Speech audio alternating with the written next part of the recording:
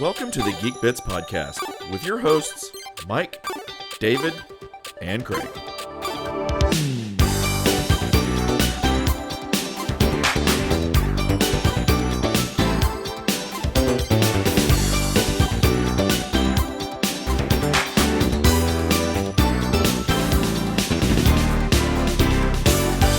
Okay, well, welcome to GeekBits Podcast Episode 8. I'm your host, Mike, and I am here with my co-hosts, David and Craig. And today, our topic is going to be around the economics of the future. And man, I'm super excited about this one. I think it's going to be one of our best podcasts ever. We'll see. But this topic was actually suggested by Craig, and I know he has a lot of things to say about this. So I'm going to let you kind of intro us in and kick us off on the topic, and we'll go from there. Sure, great. No pressure at all. No, this is a topic that's sort of near and dear to my heart, and something I think about a lot, especially in relation to progression of technology, stuff we've talked about earlier, like AI and machine learning and things like that. And so, hopefully this won't get too political. We'll start talking about different economic systems and what works and what doesn't. But one of the things I'm really concerned about, and you don't hear a lot of politicians talking about this, is where automation is going to be in the next 5, 10, 20 years, and what that means for jobs and for our economies. So we're in a capitalistic society, It doesn't matter whether you're in any country, capitalism runs the world. That doesn't. I mean, we're not saying whether it's good or bad. We're just saying that's the truth. Yeah, I mean that's the system we have for the most part, and there's different levels of kind of more laissez-faire style capitalism, free market type thing, and more socialized or social safety net or tighter regulations and things like that. But we're still on this, We have currency to trade value based on some kind of work or service or good or whatever being exchanged. Where this and I love that you have Star Trek Deep Space Nine there in the background. Where this starts to break down for me is a couple areas, and we can go into a lot of these. One I already mentioned, which is AI and machine learning. Mm-hmm. Another thing we might discuss is something like a Star Trek sort of future where you have replicators or something like that. We're starting to get there with 3D printing. We are. You can sort of manufacture things out of your home without going to a factory or whatever. And so then the value of things is sort of different. It's more based on the design. But again, with like AI, if we ever got to a point where there was generalized AI versus specialized AI,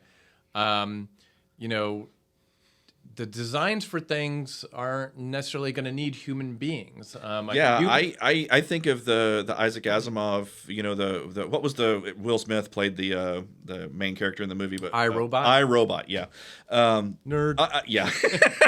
I start to think about when we have a generalized robot like that can do any of the work. And believe me, it'll be smart enough when we get to that point, right? What jobs are there for humans to do anymore? Because the robot's going to eventually. I mean, right. Not day one. I mean, look at it costs like $100,000 to buy a Spot robot from Boston Dynamics today, but that won't last long. And 10 years from now, it won't be $100,000. Or think of the movie Bicentennial Man. Bicentennial Man, Williams, with Robin Williams. That's a great movie, by the way. Where they just have this live-in robot butler, and I'm like, but why does the dad have a job? Wasn't he a lawyer or something like that? Yeah. Why is he doing that job when they could just have another Robin Williams genius robot be able to do the same thing? And the closer I get to, they kind of alluded to he was sort of an anomaly. Most robots are smart but not creative. Well, and I think the company, if I remember right, the company was like trying to not let the robots be smart, and so they were trying to get rid of him. They'd hobbled the chips. Yeah, something like that. But regardless, it makes the point that eventually we will get to a point like that where we will have those types of computers and AI and the robotics around it that jobs are going to become difficult to have. And you hit something that I hadn't even really thought about for this episode, but I think we should spend some time on, and that is we will have replicators before too long. Now they may not be able to replicate an iPhone quite yet, but I think within 15 years or so we're going to be having. I mean, the advancements they've made in 3D printing in 10 years have been amazing. and there's all kinds of new 3D printing technologies coming out. Pretty soon, making a new coffee cup in your home is going to be no big deal, and everybody's going to be doing it. Or for that matter, a cup of coffee. So, our mutual friend Ernest, shout out to Ernest, and the two of us have talked about that at length. And one of the, there's a lot of potential in a different economy with AI and replicators and things like that. Like think of, a place that's impoverished or going through a famine. Absolutely. You could replicate your bread or your chicken or whatever your meal is instead of growing crops. There's a lot of safety, concerns that we'd have to figure out with something like that. But that could be a massive benefit to humanity of just being able to go, well, I'm going to replicate food and water, and I don't have to go anywhere to cook. I'm not resource constrained. Is really the only constraint really on resources would be energy. I think energy. We'd have to think of it as like a energy to matter translation Conversion or some kind. Yeah, exactly. But so should we start by talking about the jobs? And and in fact, I actually put the Star Trek Quark thing up here on purpose because part of what I want to get to, and not this very second, but I want to get to eventually, is the Star Trek economy and how they don't have jobs and they don't work for things anymore. They work to better themselves in society and all of that. Although some of the Star Trek, which is why I picked Quark, some of the Star Trek universe still has the older greed mindset. Yes, exactly. And so I think that's fascinating. But let's talk about, so let's say that we're, I don't know what the time frame is. And I think if we all did, in fact, I think it's coming faster than anyone thinks, but we'll see. But let's get to the stage where we've got a robot, whether it's an AI robot, whether it's the iRobot style robot, or it's just an assembly line robot like they have, building cars, whatever. There's going to be a day, I think very soon, when fast food restaurants don't have humans in the back making burgers, right? Right. They'll just have the raw materials. The raw materials and the robots will all put it together. And I would be shocked if that doesn't happen within the next 5 to 10 years, right? They've already happened with checkouts. So you go into a fast food restaurant today and you walk up and you punch some numbers on a little screen, and then somebody says, bing, bing, here's your order. And I'm terrible with that. So as an introvert, I struggle with social interactions with total strangers. I've gotten mostly over it, but I still feel a little awkwardness, going up and ordering stuff. And so I'll pick the kiosk every time. What? I don't have to interact with a human being? Well, this is awesome. And for me, it's not about interacting with the human being. It's that if I enter it on that screen, I know it's going to be right. Yep. Right. You can see exactly what you're putting. I've said the same thing. And it makes no sense, actually, to be honest. I mean, we should have had that technology 20, 30 years ago, because why do you have to have a human to sit there and punch in your order into a computer when you could just punch it in yourself? I've literally been thinking that for 30 years. Well, it is Craig in the last podcast. You guys have to go back and listen to it now. But in the last podcast, Craig talked about being a digital native. You and I are digital natives. That's true. Everybody else was not, and so that computer was very intimidating to them, where the human was not. Right? Yeah. Yeah. Think of an 80s or 90s style computer, like a screen where you could because that's kind of what they were using, right? With fast food, your dad would not have been able to order a hamburger or something like that. Well, and granted, they designed the keypads for the employees, and they had to have a little bit of training, but they could have certainly made them more user friendly if they wanted to. But I was going to bring up the case of a fast food restaurant myself, and I wanted to look at it from another perspective. I mean, yes, I absolutely think we're at a stage like today. You could do it today if you wanted to. It's probably not profitable because it's probably still cheaper to pay a minimum wage human. But I think if you wanted to, you could absolutely completely automate a restaurant today. Well, and then you could go further. There is, and I will show it on an overlay on the video. But for those watching the video podcast, but there is already a pizza machine in Europe that you can walk up to, swipe your credit card, and it builds the entire pizza, cooks it, and slides it out for you. Right? So it's coming. Yeah. Okay. But I was going to say you could take that much further and not just look at the restaurant itself, but like the delivery truck that brings the food. That's going to be automated pretty soon. Absolutely. Self-driving cars. And then the factory that it brings the food from currently is full of humans packing all that stuff up. That could all be replaced with robots. Well, robots could load it in the truck. The truck could drive itself to the restaurant, drop the food off. The robots could bring it in, serve you, everything. That's all possible with today's technology. It's just not necessarily economical yet, but it will be. Well, and if you've seen the inside of an Amazon warehouse, absolutely. That is heavily automated. It is, and I forget who they bought. They bought a company that had the robotics, And then they basically told all the customers that it was Amazon-only technology. Do you all know Right. about that? I can't remember what the name of the robot. It doesn't surprise me, though. Kiva? I think it was Kiva. Anyway, so, but, okay. So, without, okay, I'm pausing because I want to be real clear on this. Without taking a political side, right? I don't want to take any political sides, whether you're in the U.S., Republican, Democrat, for example, or Labor Party if you're in the U.K., right? I don't want to take any political sides. So without taking a political side, what do you say to people who really love the idea of capitalism when you say there may not be any jobs for people to earn an income when it's all automated away? And that is, in my opinion, a really big reality that's right around the corner. Well, even without a fully automated society, like if we don't have generalized AI, where like the bicentennial man or something like that, there's so many jobs already. No, I'm just talking about the fast food restaurant thing that we're talking about. Just that, like all of the entry level jobs, because that's where all the stuff is, right? That's where you start my first job was fast food. Your first job was fast food. Like everybody's first job's kind of like fast food. I think you and I worked in the same McDonald's. We did. McDonald's your first job? Absolutely. Yep. So what do you say to kids? I'm sorry, there's no jobs for you because we've automated all of that away. Now, a lot of people will say, well, we just need to teach them better skills and they'll have a better job.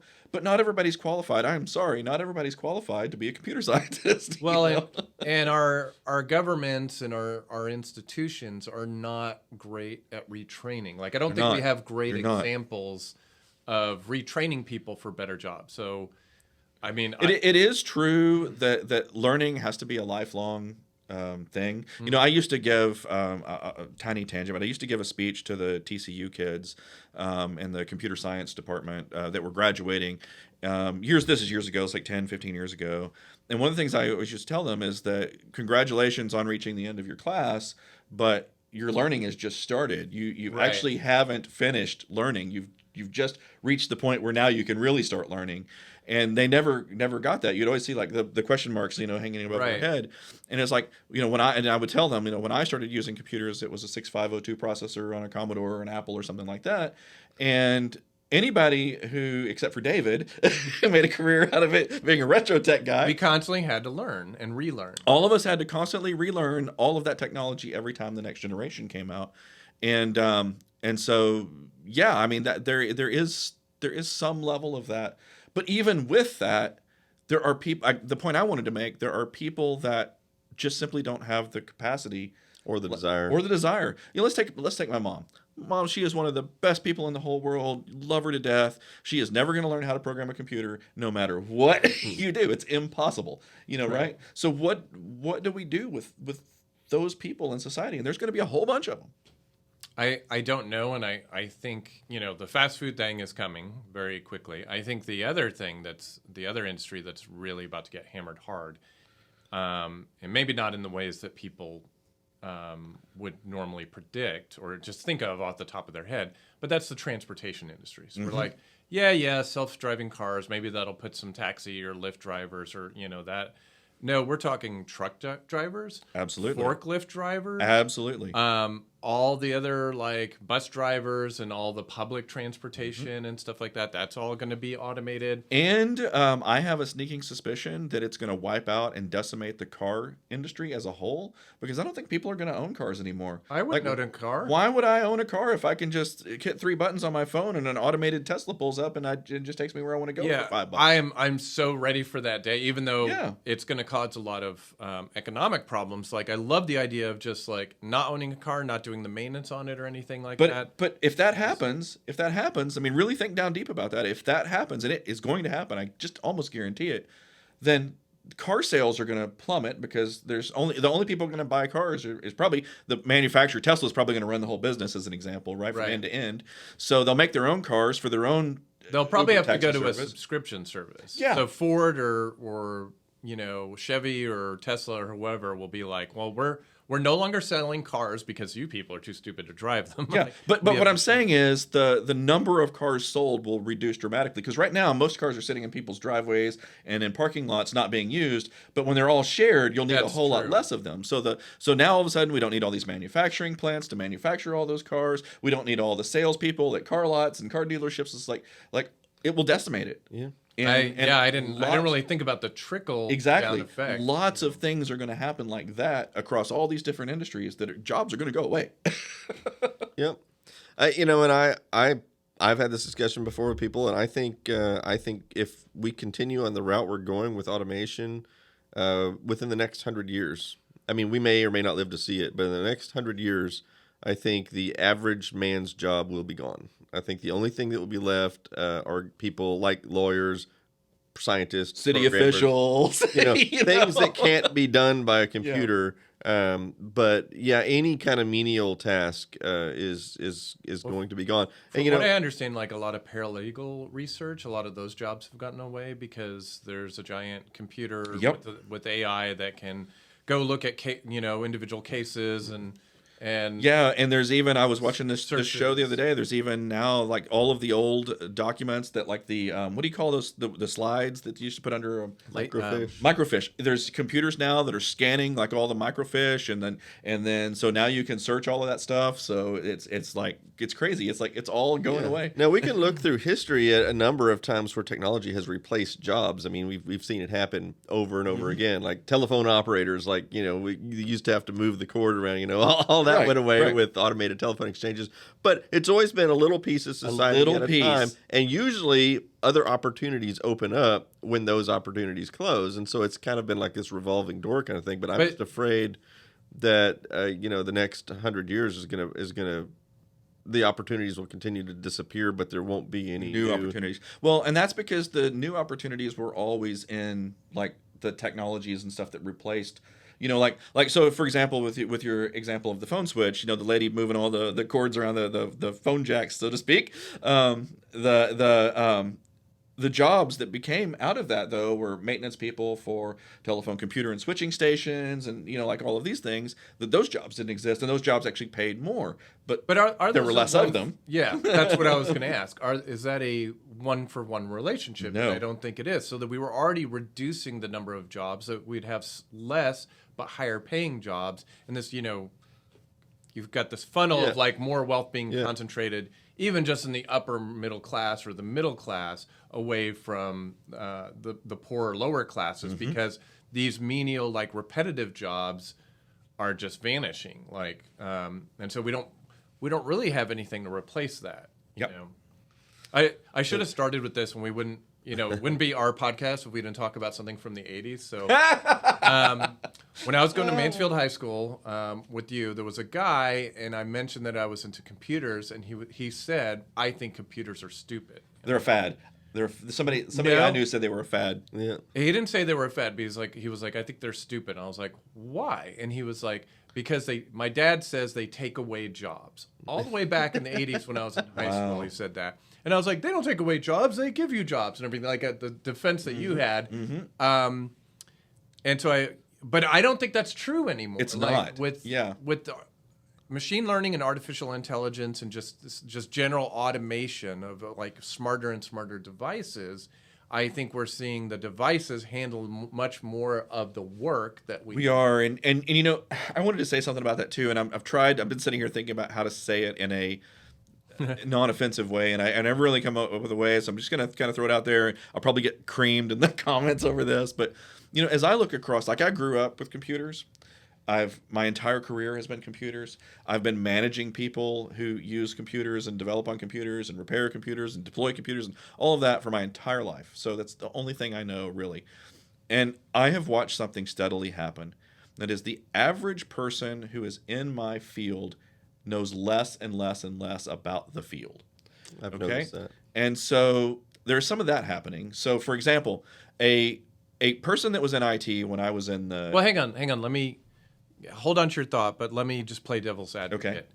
Is that because you yourself have gotten older and you have learned more and more, so you're sort of comparing yourself to other people? Like if you went back to 20-year-old Mike Murray and compared your 20-year-old self to other people in the field, would you? No, that's not what I'm saying. But that is a really good point. I'm glad you brought it up to clarify. That is a super good point.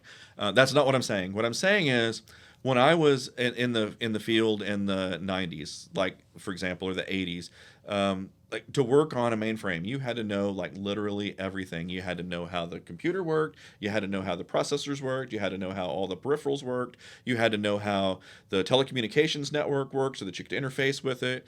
Like you had to know like so many things about technology. Now today, the average person who is in technology knows a very tiny subset about it. Saying it's more specialized. It's more specialized, but they also know less about it. So, for example, when things break, it takes a team now of people to go figure out.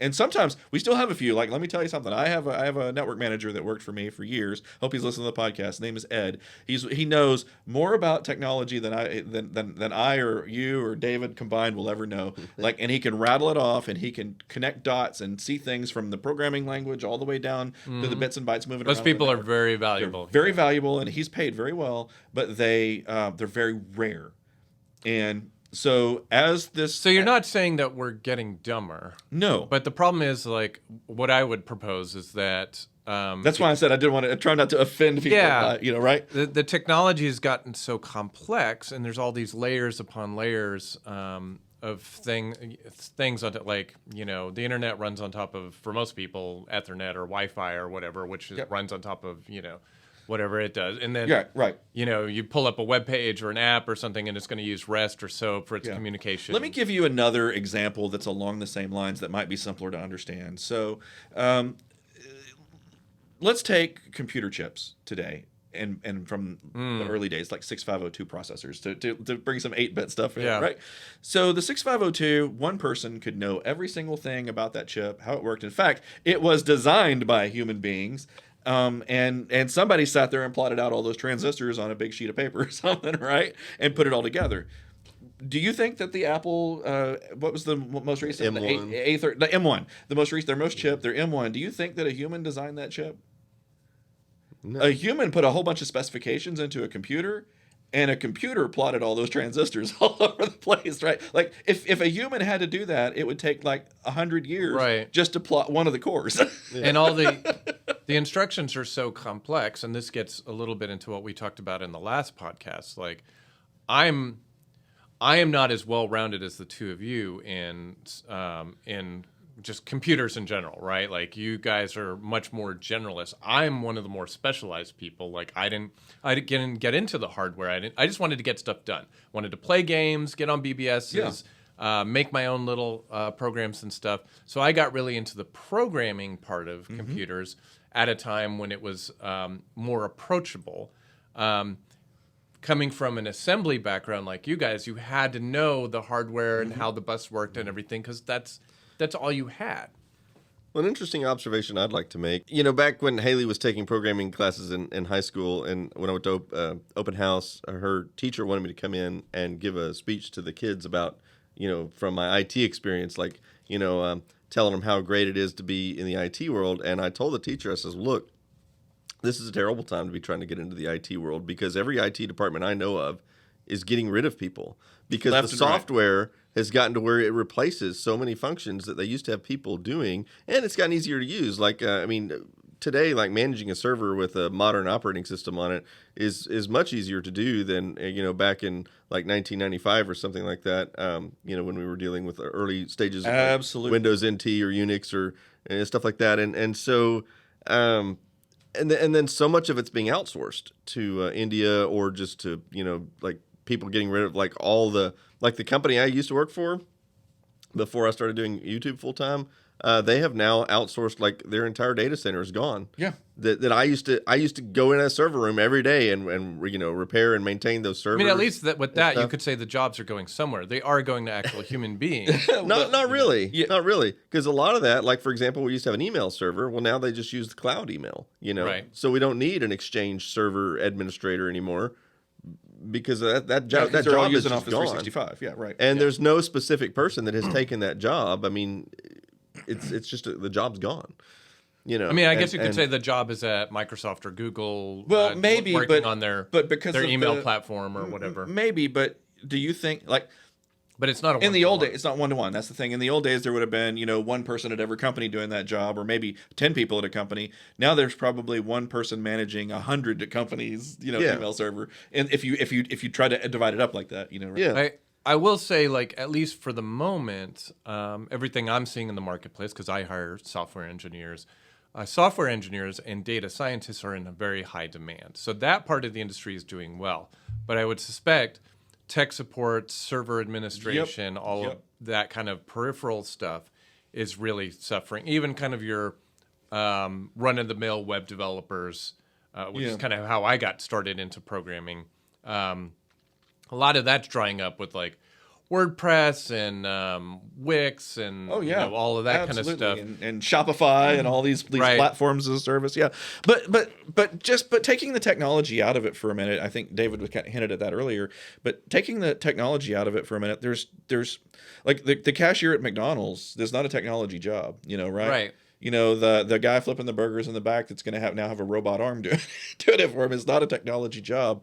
So same thing for like cars and manufacturing of cars. I mean, if you look at my dad, David and our dad grew up. He was a assembly line worker at General Motors. Our grandfather was an assembly line worker at General Motors. He was a painter. All of their jobs are gone now. If you probably back then you could graduate with maybe a high school diploma. Did your dad graduate high school? Yeah. So maybe you graduated with a high school diploma, and then you could just pick up that job, be in it for 40 years, and retire. And that's exactly what he did. What he did. But now look at the factories. I mean, like if, I don't know if you've seen there's a episode of one of those Discovery shows. I forget the name of it now, but where they show the inside the Tesla factory, right? And like 99% of that factory is automated. And then there's another episode that shows the iPhone factory, Foxconn, and it's literally like I was blown away. Like I had still assumed that there were still humans, like closing the lid and screwing the screws in, and like it's not. There's no humans involved. It's like this thing goes down the line, and like the robot's picking in places all the parts and screwing in the screws, and a phone comes out the other end. And then guess what? The same robots that put it together put it in a box and wrap it in plastic and shrink wrap it and all those things. There's no human job there. Reminds me of that episode of Dilbert with CompuCom and Dilbert, he's like, okay, he bought a computer from a computer. Designed by a computer. He bought it anyway, and he kind of realizes at some point that the computers have taken over. But okay, so we probably should move away from this particular topic and move on to the economics aspect. So I mean, I think it's a given the jobs are going away. I mean, I don't think you could bring anybody in here that could sit here and argue that jobs are going to become more plentiful in the future. I think they're going to be less and less and less. And I think within 100 years, the average unskilled labor job is gone, period. Like there just won't be any of them. And that's without the invention of any kind of like generalized AI like we were talking about earlier. Right. That's just with the path we're headed on right now. Right. And we could already do it right now. It's just right now it just happens to be cheaper to. And again, I'd like to point out that no politician is really talking about this. Yeah. That's kind of the thing, and that's why I was trying real hard not to point at a specific party. But really, the honest truth of the matter is, at least in America, it doesn't matter whether you're a Democrat or you're a Republican. Neither one of them seem to be aware that this is coming. It's or they don't want to talk about it, or they just don't want to talk about it. Right. So the question is, what can you do? I don't necessarily have an answer. I can think of a couple of different things that you could do. Obviously, Star Trek, for example, they depict a society where money doesn't even exist anymore, and I think the only way you would have something like that would be, and I hate to even throw the word out there, but it would be very like communist. Is that maybe the right word to apply to that? I'm a little suspicious of words like socialist, because what you consider socialist is usually like the government specifically saying we're going to control the means of the production. Like that is literally what the word socialist means. I know you said communist, but even in systems like communism, they still depend on money. The government just basically employs everyone, and, so I don't know. They run the factories and things like that. So I'm not sure what kind of system you could create that literally wouldn't have any sort of money.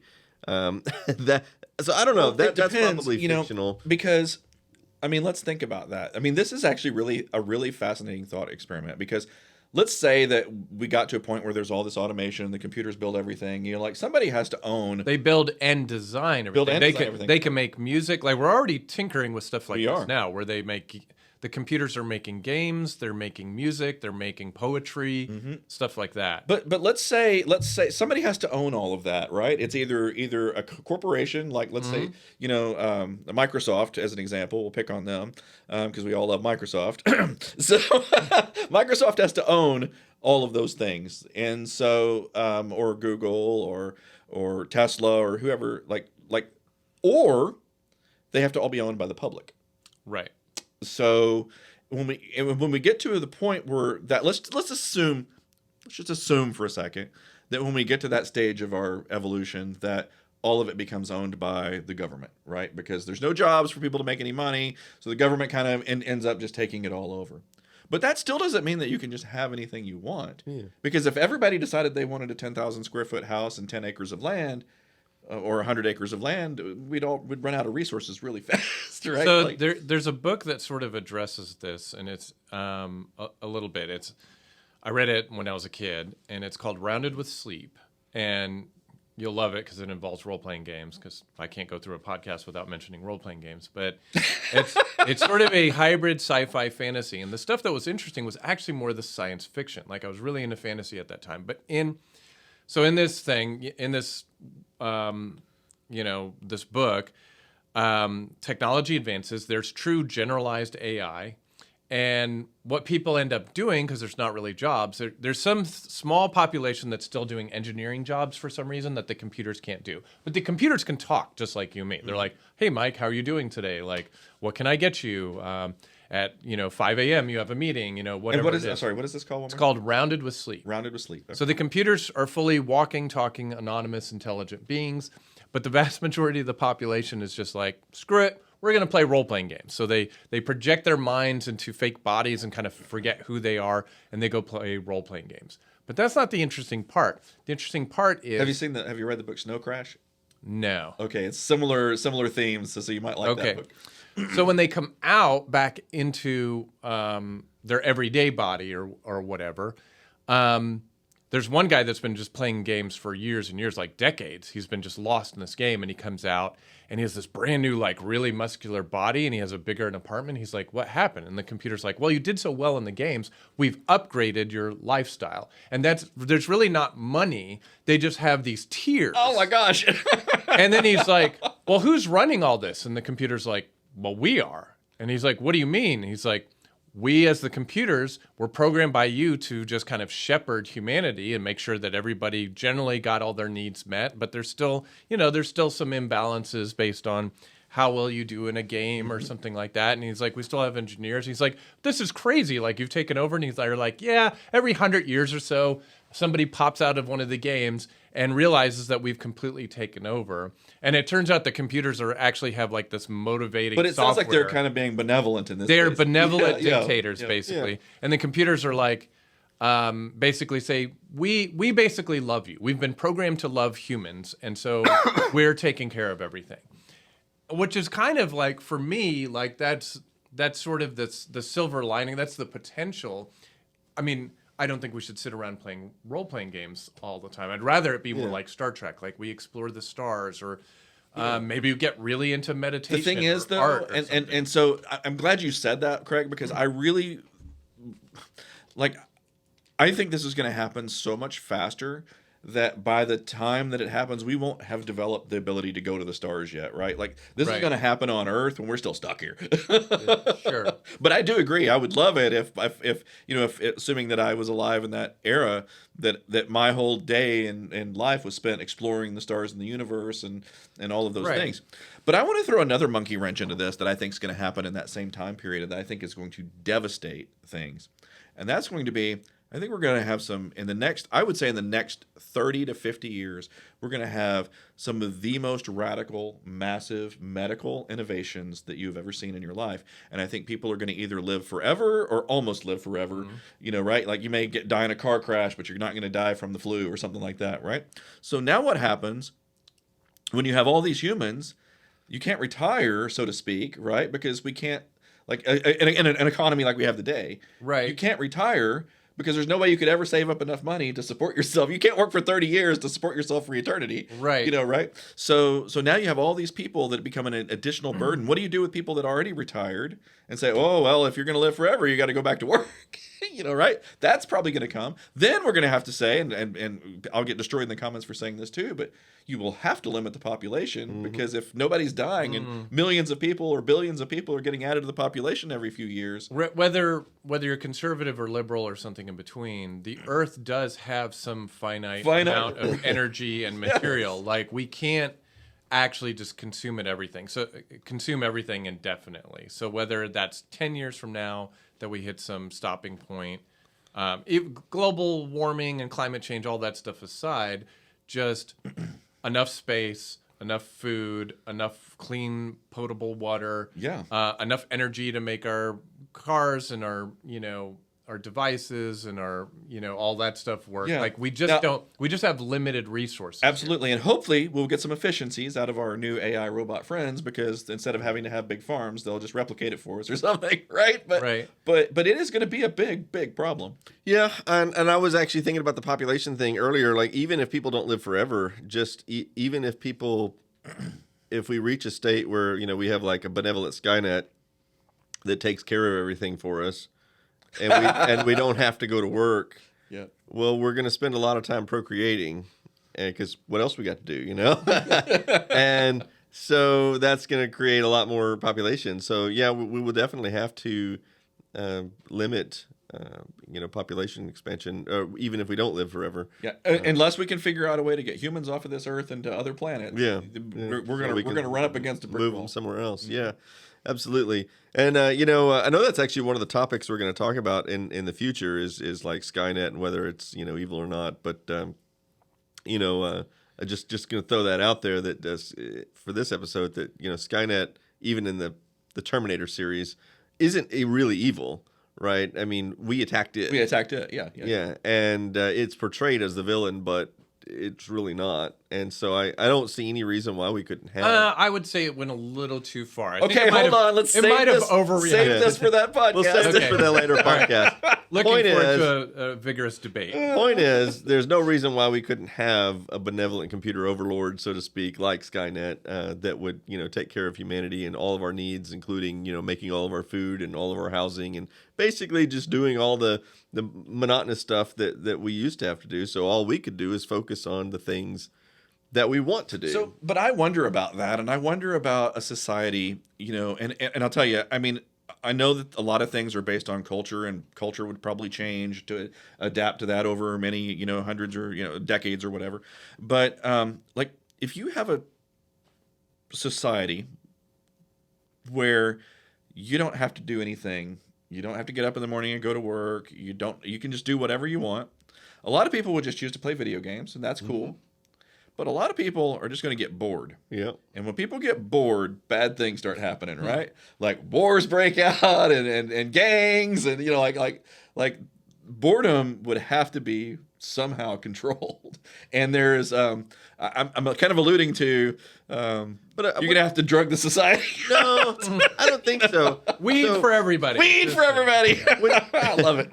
When you think about that, though, and you're right, boredom can certainly lead to some destructive things, but that's often because the people who are doing the destructive things, they don't have any creative outlet because they're broke and they don't have any money, and so they'll join the gang or whatever, and they'll go, terrorize places because they got nothing better to do, right? So if we have this computer overlord, hopefully it would provide us with challenges and things to do that would be hopefully more healthy.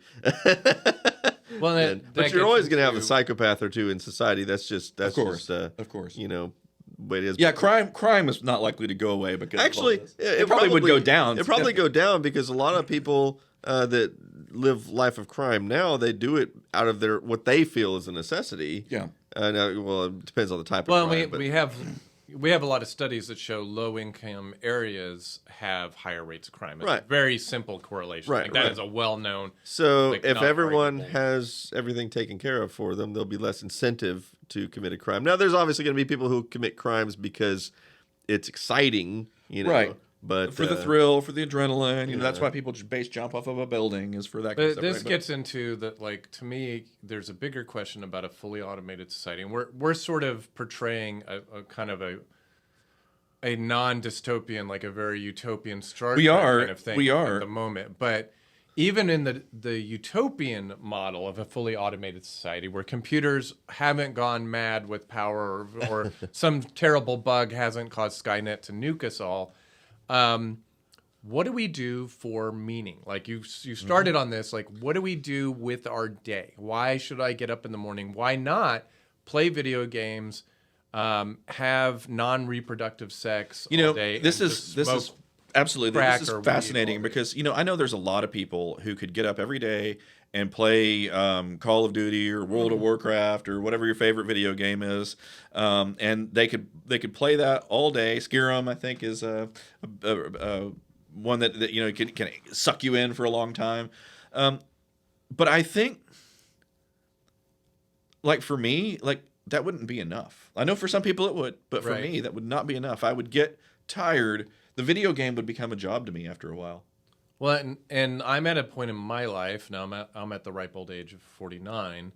Hey, let's hear it for the 49s. I don't really play video games anymore because my interests are, frankly, they're more creative. I don't have a lot of free time, but when I do, I'd rather do something with my son. I'd rather us program, like I'm working on a retro video game using Dragon Ruby. Before that, I was doing Arduino and electronics and things like that. Maybe at some point I would pick up, especially if I'm retired, like pick up piano, something that's always interests me. Yeah. So I have the same kind of like creative urge that you do, that you guys both have. Like you both have intellectual creative pursuits.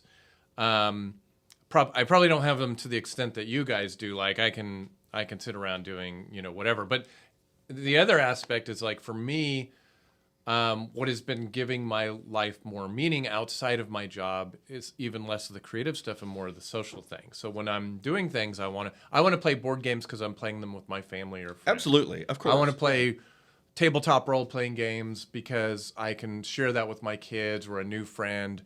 I've never been a big partier or bar person. Yeah, but I want to connect with people, do stuff like we're doing here, like discuss deep topics. But even like that. those things, Craig, let's put it this way. My kids lived with us while they were building their house, right? Right. I lived with my parents at one point in my life while I was building a house.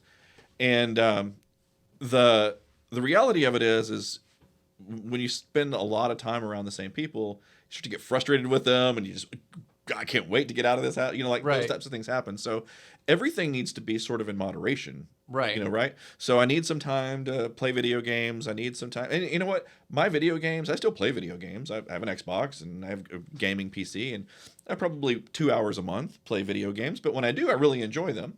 I just know that I can't do that for 40 hours a week. But same thing with family. I love being around family, but then, I want some time away from them. But not everybody's the same. Like, I know people who could sit around and watch TV, 12 hours a day. Oh, I do too. And be totally content with that. Other people would probably want to spend time out hiking or exercising or whatever. Everybody's different. I'm like you. I want to be doing something creative. But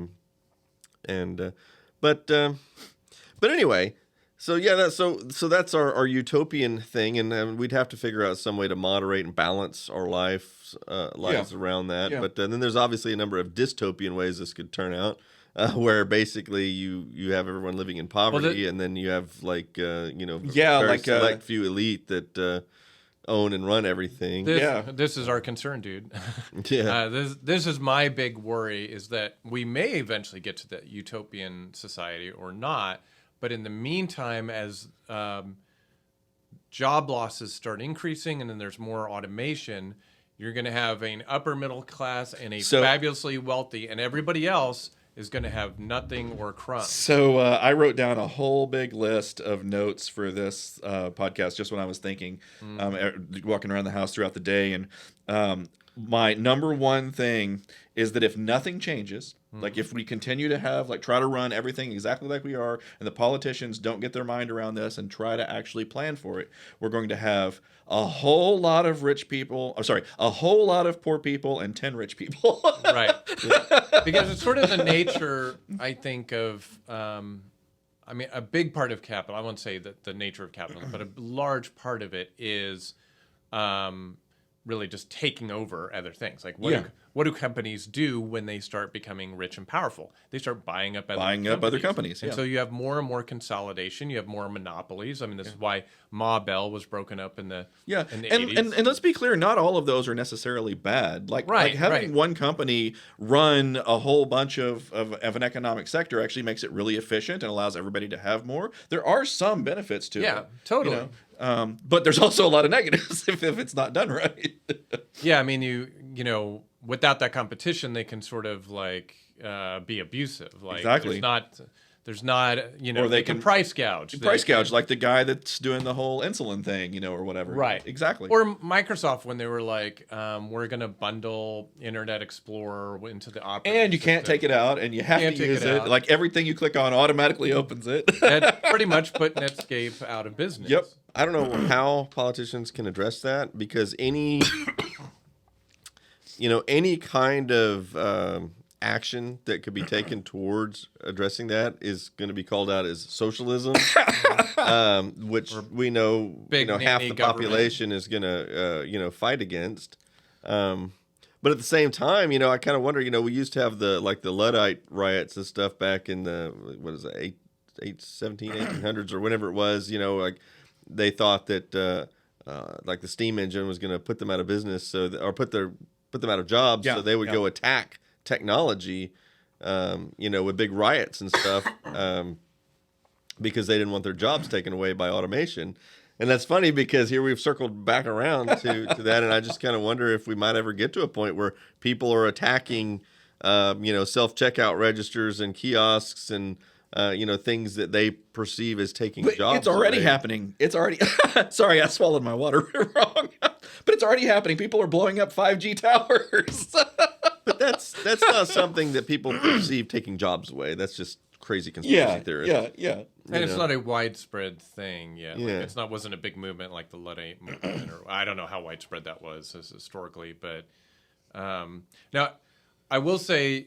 So I'm going to play devil's advocate. I've heard one good argument against the dystopian, view of things, where all the wealth concentrates. And there was a guy that I used to work with, a really smart guy, and he made one really good argument, and I think he could punch holes in it, but I think there's some validity there.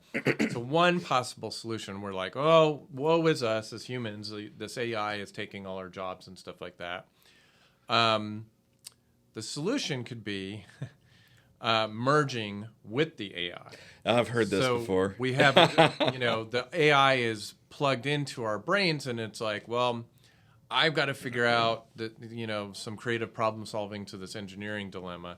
I'm gonna guide the AI that's in my brain that I'm melded with, or I actually am that. Sort AI. of like the Trill, only the Trill is a computer in this. The Trill is a computer, yeah. Like from DS9, the Trills were like the symbiotic organisms that merge with their hosts. So you'd have a shared consciousness with a device that could do some of the heavy lifting, but you would still have your human emotions and wants and desires and things like that. There's a number of problems with that, but at least it could open up the possibility of people getting better and better jobs, because then your training is just, I just need to download a new module, and now I know how to do, biotech engineering or something like that. That just made me think of the Matrix, where it's like, download a helicopter program. So there is another option, and it's a little more low tech. And again, this would have very mixed opinions, I'm sure, with everyone listening. But by the way, to be clear to the audience, we're not advocating any of these things, so these are not necessarily our opinion. Yeah, we're just speculating of what could happen, right? Yeah. So I think it's New Jersey and Oregon require or do not allow people to pump their own gas. Yes. For example. And I believe the reason. I think Oregon is the same way, right? Yep. I just said. I've driven. Oh, I thought you said New Jersey. I said New Jersey and Oregon. Got it. Yeah. And I think those laws were put in place to protect those jobs. Absolutely. And So you know, they call it a safety reason, but we all know. right. It was to protect jobs. It was protect jobs, and so I just kind of wonder if we might see a lot more of that kind of stuff in the future, where we have the ability to automate something, but the government just steps in and says, "Nope, that's not allowed," and it can be done quite literally just to see. save. To me, that really frustrates me because I want to see automation take care of grunt work. Like I worked at McDonald's with Absolutely. you. And I did a lot of those jobs. I made snow cones when I worked at Six Flags, and I waited tables, and all that bored the living shit out of me. Absolutely. Like we want to take humans to the next level. Okay, so there was I would rather raise everybody up to both a high economic and intellectual, creative, social level, rather than dumb down automation. So there's a picture of a guy and I don't know exactly where this came from. I'll find it for the podcast for the video. But there's a guy that developed this. It was a horse and buggy. It looked like sort of like a Chevy Tahoe or something, right? But instead of having a hood with an engine compartment, it had a place where two horses went. And the purpose of this illustration was, I don't know if I'll be able to find it or not, but if I can, I'll find something similar.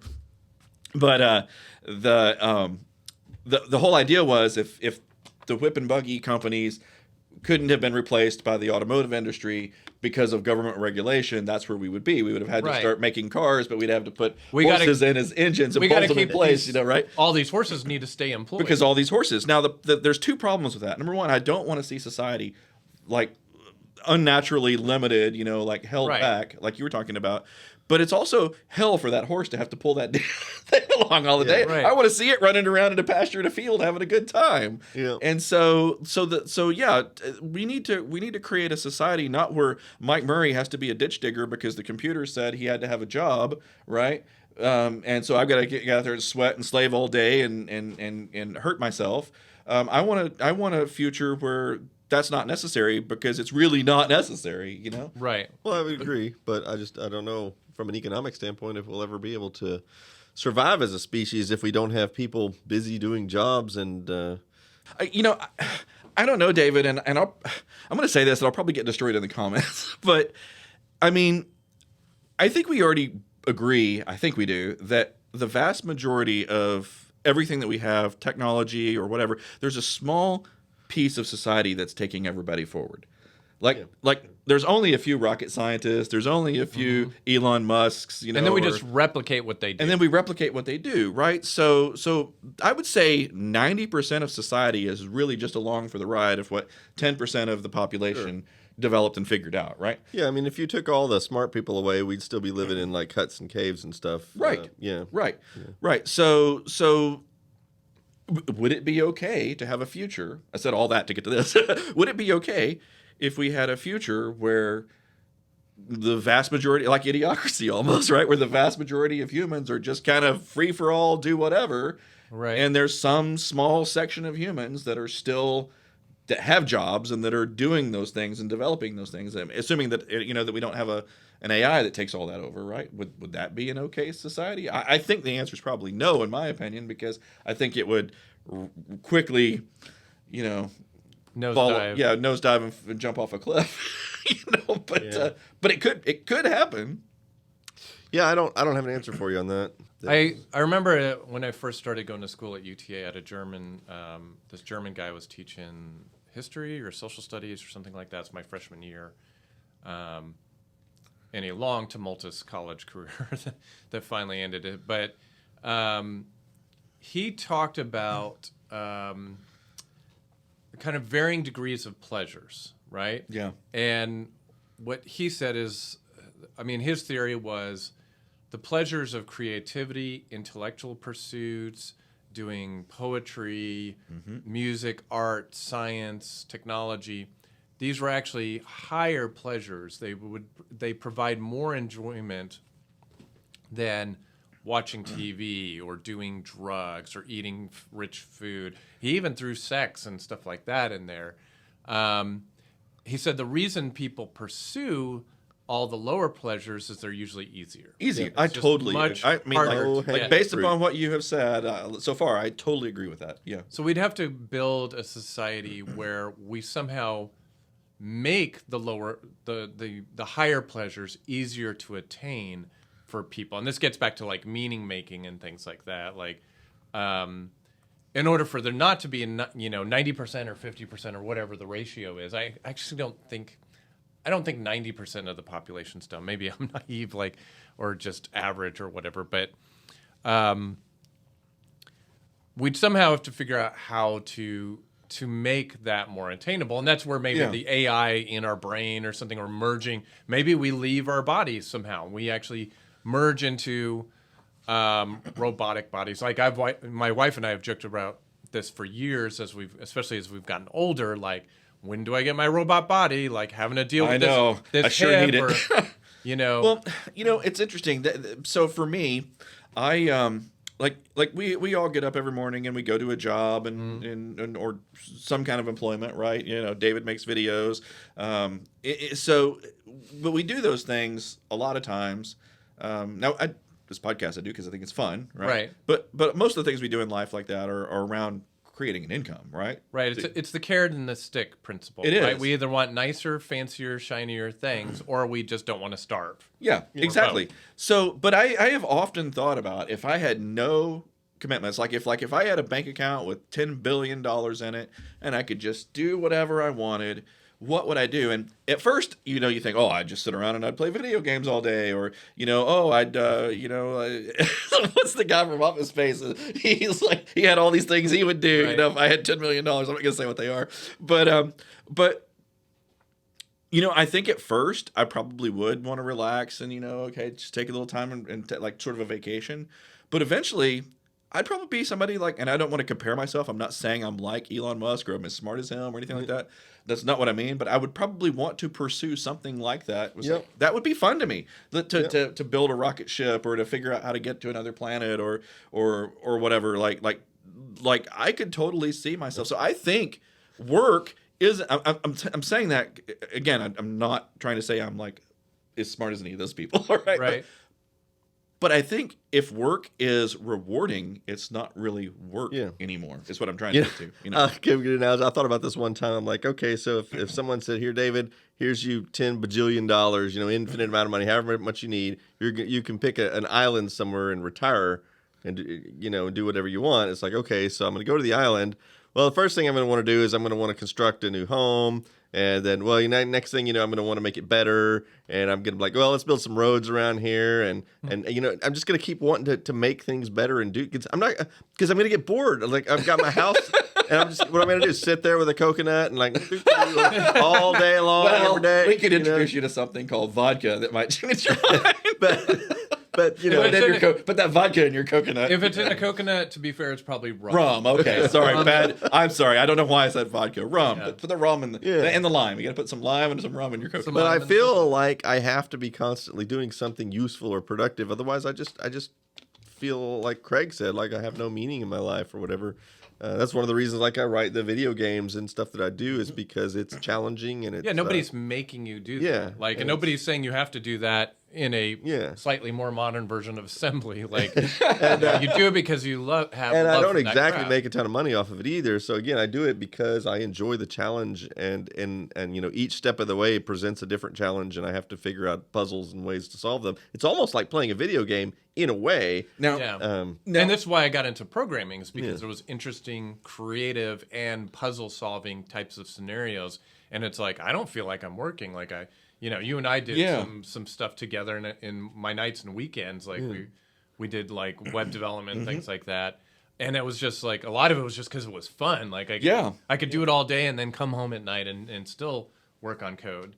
Yeah. So do you think that I know we're that way. We've all three of us kind of agreed on that. But do we think the average person in society No, I don't think the average person is that way. I just know too many people that would either watch TV all day or play video games all day or, just waste away, basically. Yeah. So, not that there's anything wrong with that. Not that there's anything wrong with that. So we might want to move along a little bit because, you got the picture of Quark here. We were going to talk a little bit about the economics in Star Trek. And there's a number of things that we can talk about that. Now, granted, the writers of Star Trek have never answered some very significant questions about how their economic system works. Like we see the various spaceships and the crews that are on those ships. But those are essentially people that. They're in the military, basically. Right. Basically, it's the But military. they are clear. They have said like Picard has said like 100 times that they are not a military vehicle. That they are an. But they're like the But military. it works very much like the military. They report to Starfleet. Sure. And they have ranks hierarchy, and all these things, right? And but what we rarely ever see is a picture of what life is like for the average person. We've never even on seen Earth. toilets. Yeah, that's true. We've never even seen. They have the 3 seashells. yeah. So they've not really depicted that very well, and what does the average person do? The average civilian do in the Star Trek universe who has no money and no job? That has never really been explained, and I suspect the reason it hasn't been explained is because they can't think of a good. I do think they touch upon it. They don't explain it very well, but they touch on it a little bit even in Deep Space Nine. So Jake, the captain's son, it's Commander Sisko, and then he becomes Captain Sisko. So Jake Sisko has to figure out a job, and for a while, I mean, his dad just kind of makes him work. It's like he can go to a replicator and get food anytime he wants. Mm-hmm. But if you're a Starfleet or a Federation citizen, like your needs are all basically met. It's just kind of expected. So there's a social pressure to do something productive. And so he helps out Miles O'Brien for a while, and he doesn't like that. And he tries some other things. And eventually he becomes a writer. He does some like poetry, and then he gets into short stories and then journalism. And so he becomes a journalist, but he does it because it's like what you said about your work. He does it because he likes doing it. And so he's an example of a civilian who goes into a particular field. Yeah. Now we see on that same topic, Sisko's father runs a restaurant. Yep. But, right. That's always blown my mind. Like, how the hell does that work? Like, so people clearly don't pay for the food because there's no money. So he's obviously giving it away. And of course, it probably doesn't cost him anything to make it. He must obviously enjoy being a chef. Yeah. Being a chef and running the but restaurant. How does society in the Star Trek world, how did they decide, well, you get to run this restaurant in New Orleans that's been part of your family, and Picard has a vineyard that was part of his family? I was going to say earlier, and I think this is a great time to throw it in, is that probably gamification, like to some degree. Like it becomes, okay, well, I'm not doing this for money. Like, look, all these little girls that are posting all their pictures on Instagram and TikTok and all that, they're not, well, some of them are making money if they get enough followers, right? But most of them are doing it for the likes, right? Like, can I get more likes than they got? Can I have this many followers and all that? It's gamified, right? Right. And I suspect there's some society in Star Trek anyway that it's gamification. It's like, I have the best restaurant, it's like everybody comes to me because I make the best food, right? They're not paying for it, but it's the honor of they think I'm the best. I think that would have to be part of it. And he said a number of times he'll never tell anyone his gumbo recipe. Right, he's going to take that to his grave. Yeah. So I mean, I definitely detected that, like that sense of pride from what's his name? I know it's something Sisko. I can't remember it either. The father. Yeah. The grandfather of Jake. Yeah. So here's a problem with the Star Trek economy, though, that at least with the Star Trek the Federation portion of it, and I for me to be free would mean that I could choose kind of what I want to do each day. But if I'm a person that is I have a job on the Enterprise or the Deep Space Nine or something like that, right? Then the captain expects me to get my butt out of bed every morning and be in the engineering or wherever I'm supposed to be. And then at that point, it's just a job again, right? You got to be there every day on time and do your thing, or you're going to get reprimanded or disciplined, or you're going to get kicked out of Starfleet and you have to go back to But they're in Starfleet, trying to rise up the ranks, not because they're going to get starved or anything like that, or they're going to be homeless. They're doing it because they want that increased status and these these opportunities for interesting problem solving and exploration. So what they probably haven't portrayed the people on the Enterprise very well because they're all probably a bunch of assholes. Who are just trying to bump up their ego. Bump up their ego because it has to be an ego thing at that point. Well, right? I mentioned this. Unless thing. I mean, like I could see like from a difference, like, and I really mean that more for the executive officers, right? Like the captain, the commander, and all that. I mean, I think if you're in the engineering group or you're a scientist like Spock or something like that, there's this whole exploratory piece of it, right? But, Right. You know, I don't know. I've always kind of seen a problem with that. They have made it very clear that, like the Enterprise, for example, they only take the best of the best. Yes. Right. You know, so it's not your average citizen on the Enterprise. It's hard to get into because it's very challenging. And it's The Orville, I'm sure you Oh, watched of the Orville, course. which is In fact, I think it's coming out again pretty soon. Yeah. Oh, really? I thought it was done. No, they got bought by another network. Nice. Yeah.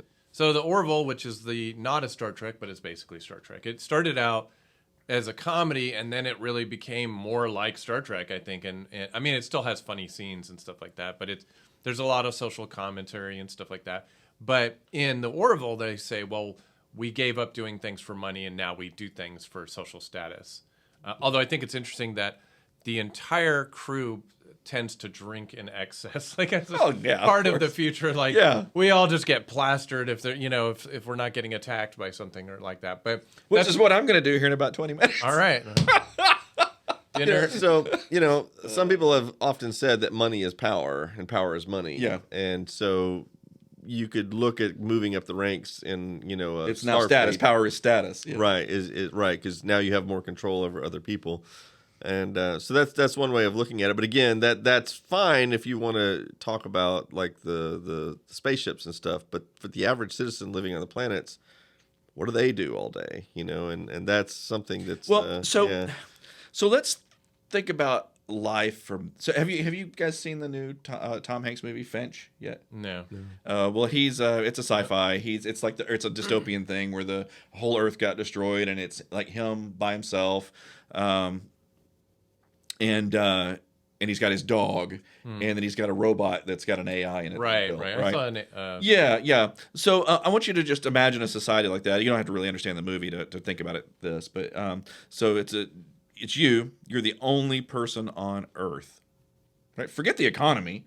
Like, what do you do all day if you're the only person on Earth to keep yourself interested and entertained and excited? That would be pretty tough because we are a social species, and I was about to say the social thing would be a killer. There's been a number of movies and TV shows that have explored that, including Last Man on Earth and a number of things. Yeah. And another Tom Hanks movie where he's on the island, Castaway. Yeah.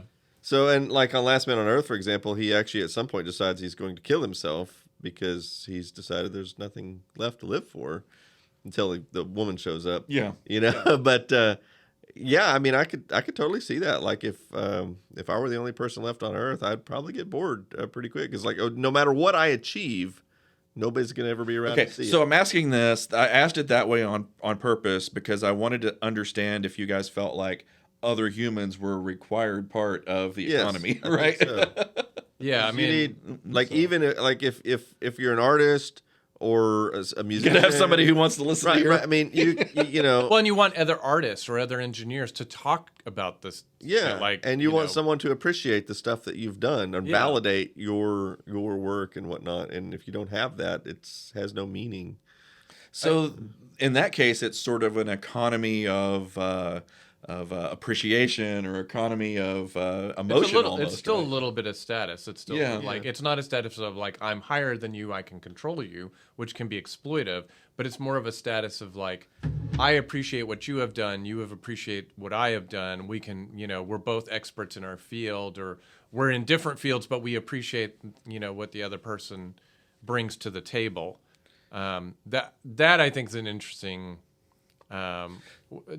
Different way to envision how society could be in a post-money society. We don't really have that today fully. We have it in small circles. So I just looked at my list because I wanted to make sure that we touched on everything that I had thought about, and we missed one. We kind of hinted at it a couple of times, but what about an economy and a future where it's a game? And what I mean by that is I'm not talking about World of Warcraft, right? I'm talking about like everybody plays a sport, or it could be a video game, right? That might be your sport, but everything we do in life is all about how we that was rounded with sleep, like the social pecking order and not your income because it wasn't money, but your your standard of living was determined by how well you did in the games. And there was cowboy games and sci-fi games. It might be a chess player. It might be, Right. Exactly. How well do you ride horses? But everybody has a game that they pursue. And the computers are in charge of everything, right? And of course, you have all the food and everything you would ever need provided for you, and you just game. That might not be a bad way to live. I mean, if your game could also be, I think, your art or your music. Maybe that's what we're in right now. We just don't know it. Our game is Earth. We picked the Earth We're in game. the simulation. Yeah. It's a job. Our game was to survive Earth. I wanted to touch on something, and I don't want to make this sound too religious, and I'm not evangelizing, I promise. But you mentioned, like, if you were alone, like the Tom Hanks movie you mentioned, you're completely alone, or it's you and a dog and something like that, or just a small group of people. Or in the utopian version of, like, you don't really have anything to do. You could do art or music or whatever just for fun, or you could build games for fun or whatever. But one of the things that I would do in that situation, if tomorrow somebody gave me, $100 million and I didn't ever have to work again, and I knew the Earth wasn't going to implode or anything like that, I would spend a lot of time on, obviously being social with other people and being out in nature and athleticism or exercise. I shouldn't say athleticism. I'm not athletic, but I'd also spend a lot of time in meditation. And yeah, I knew you would say that. And I actually don't do a lot of meditation. Like this year, I've done the least amount than I probably have in the past 10 years, which has been a very busy, hectic year for me. As we've come out of COVID, getting back into the swing of work and things like that. But I wonder if a lot of people would engage some kind of spiritual pursuit. Maybe they would do Tai Chi. Maybe they would do some kind of Buddhist meditation or loving kindness thing. Maybe they would do self-hypnosis. Yeah. I'm saying this like not in a like go out and be religious, but I'm saying this like the exploration of your own mind and your own consciousness could be really interesting. Yeah, absolutely. That is absolutely true. I think, but even the religious portion of it, I think there's a good portion of society that would just, worship God. My dad. So first of all, I think everybody that knows me, including my fans and stuff, know that I don't believe in any deities. But my father was very, very religious. Which explains why you don't believe in any. Probably. Probably. Anyway, one time my father and I were having a conversation on this kind of topic, and he said that when he believed in a Christian God, he said, when I go to heaven, he goes, I'm going to spend my entire day, all night, because I won't have to sleep, and I'll have this renewed body. I'm just going to sit there, and I'm going to worship Jesus all day long, every day. Mm-hmm. And I'm sure there's a huge portion of society that thinks that would be a fantastic thing and they would love that. To me, that sounds horrible because it would be so boring. Well, right? I mean, just sit there, this kind of stuff. I think they would get bored with it too after, it's one of those things that probably... I don't see it as fulfilling. It's one of those things they probably think sounds really good, but if they were ever to actually experience 24 hours a day worshiping God over and over and over and over again, they get tired of it. I'm going to play devil's advocate here, pun intended. I think you could do it in a way, and I'm not advocating any religion or anything. If you believe in a religion, we're not trying to put it down in any way. Not the intent here. I'm actually defending kind of the Christian point of view. As somebody from a meditation background and stuff, and just I grew up religious as well, and I had long conversations with your dad. But if you could do it in such a way where it's like you're praising your deity, you're enraptured with love for this deity or whatever all day and all night, in a way that's like if you could. So it's a dopamine IV. Kind of. It's an ecstatic thing, and I that's something that fascinates me about religion is whether it's worshiping Jesus or it's being enraptured with compassion for all sentient beings or Brahman or something like that. I think that's an interesting part of the human psyche and the human condition, and if there was a way that you could just not get bored, to your point, just stay in that state. That would be kind of a heavenly state. Yeah, but is that any different than back to the whole thing about just having the computers control everything, and you do literally just have a dopamine IV in your side, and you're just programmed to feel good about that. I'm glad you asked, Mike. I have because I mean, and I'm trying to keep this in the context of the fact that there wouldn't be an economy, and that's why we're talking about this. But still, like that's no life to live. There's a book I read where it tackles that very topic, the dopamine drip. I think spiritual pursuits are a little bit different because there's a certain amount of work that you have to put in. It's almost like problem solving. Yeah. But that aside, there's a great science fiction book. I'll just warn the readers there. It's very graphic. It's kind of dirty. It's kind of violent. But it's called The Metamorphosis of Prime Intellect. Oh, I actually have this book in my what do you call it? In my Audible playlist. I haven't listened to it yet. It's not very long. It is fascinating. I'm trying to think how Okay, so if you want to read the book, I'm about to give spoilers. Okay, so Okay. I'll try to keep them at a minimum, but I'm just letting everybody know. So on the chapter marker on the video, I'll block this part as a spoiler. Right, exactly. So if you want to go read the book and come back to the rest of the podcast, you could do that. But in the book, a computer basically takes over the whole universe, like a super powerful computer. And so there's no disease, there's no death, nobody has to suffer. And people look for things to do. And some of them build little Catholic societies on a planet or a little Asian society on another planet. They can just create new planets because the computer has completely controlled the laws of physics or whatever. Some people get really into S&M, and so they're like, they play death games where they Now die. we're gonna have to block this for the sponsors. Right. They get they have these death games, so they're sort of like video games where they kill themselves or things like that. And some of them get very sexual and stuff like that because they can literally do anything, and that physical pain will hurt you, but it's over whenever you want it.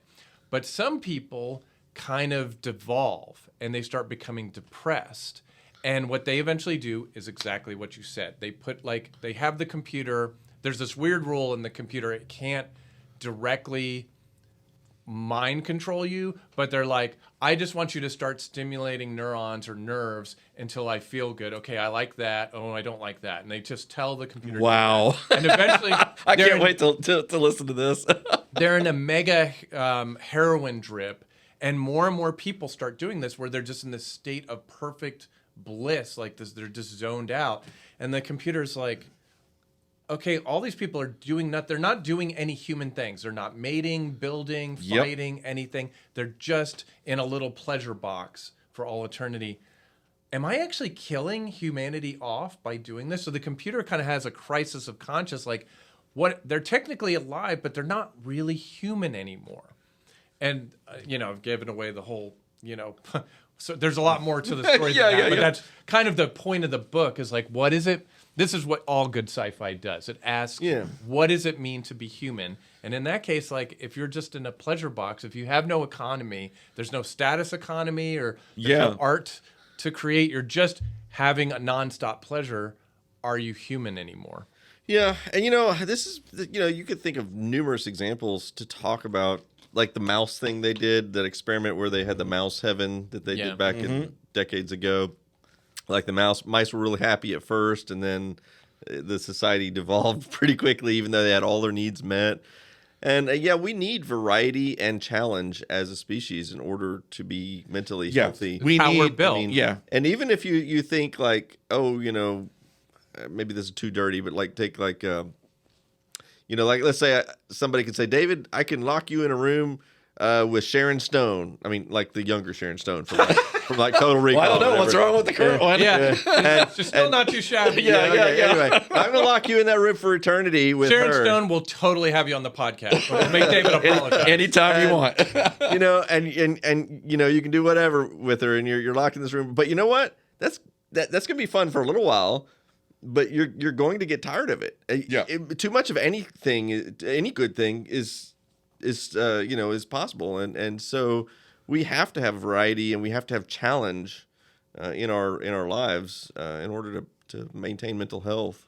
Yep, totally agree with that. But part of the reason we get tired of that stuff is because our physiology is constructed in a way where, there's only so many endorphins and dopamine. Right, it runs out. Yeah. I think it's beyond the scope of this podcast, but we could certainly, re-genetically engineer the human to be different, certainly. But I don't think that's going to happen. Although I do believe that, we obviously evolved from Cro-Magnon man, right, to where we are today. Right. We'll continue to evolve as things change. So, I think we have covered every freaking topic that we wanted, plus a few extras. This was a good chat, guys. Well, thanks everybody. That's going to wrap up this episode of the GeekBits podcast. We are on all of the syndicated platforms. If you're listening on any of them, we're also available on YouTube if you want to watch video and see us in the studio.